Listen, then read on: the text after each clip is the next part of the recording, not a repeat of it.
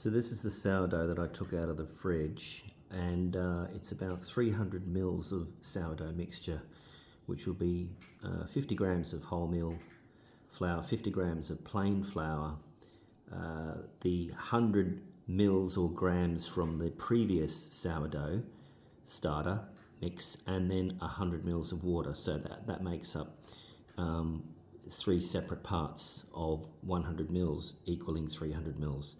And I'm about to refeed it, so stay tuned. So this is, I just use the Aldi flour, which is good enough, but you could always go better flours, stronger flours. They're always very good, but it's got to be strong. So I've got strong wholemeal on the left and I've got strong white on the right, and I'm going to get 50 grams of each and put it into a bowl.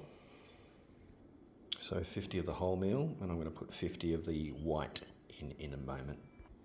Right, so I've got 100 mils or 100 grams of flour in there now, combination of white and wholemeal, equal parts of each.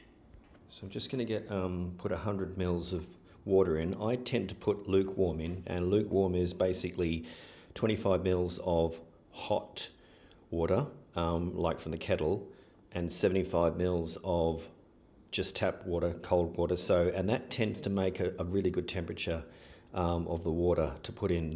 The sort of the lukewarm water going in tends to make the sourdough starter develop sort of more quickly, but you don't want it too hot because otherwise that could kill the bacteria in the sourdough starter.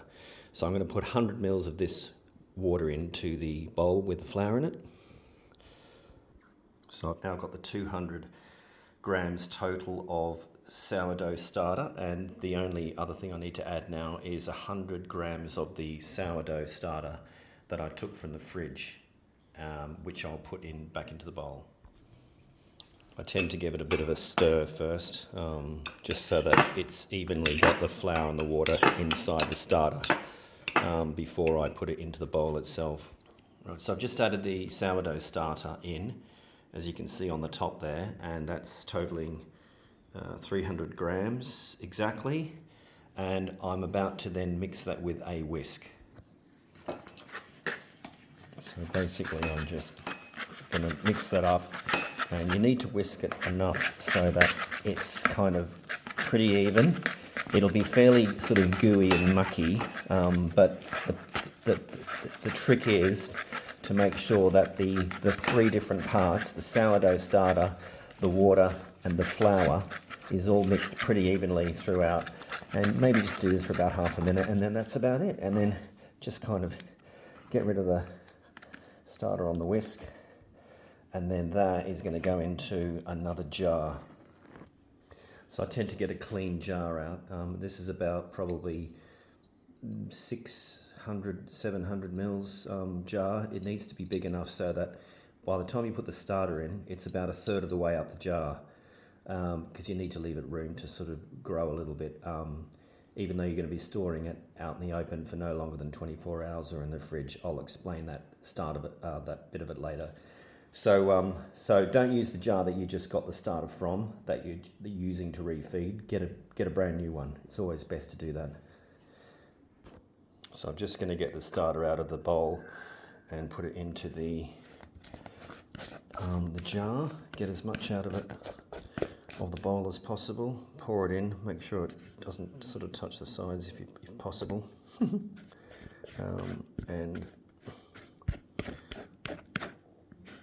I find scraping it out with a silicone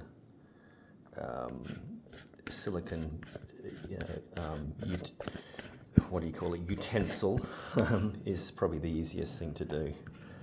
And then just get that in there, and then when you're finished, you get the starter there. And what I tend to do sometimes, just for my own sort of like sort of watching its progress, is to get a rubber band, put it around the jar, and then level it with where the sourdough starter is at the moment. And I'll explain again when the reason for that. It's very useful when watching it develop to the point where you're going to use it before you make the bread. And then just sort of put the lid on and leave that out on the bench for a couple of hours. And then if you're not planning on using it, well, you can't really use it today because the starter needs at least a day or two before it's ready for use.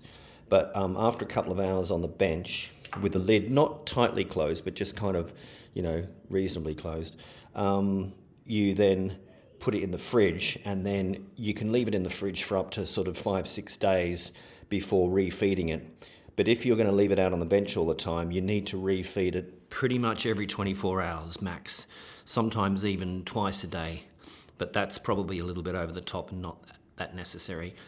So I'll explain the rest later in another video, or chat to you about it and explain what other things you need to think about when getting your starter prepared for adding to the dough when you're going to make your bread. Okay,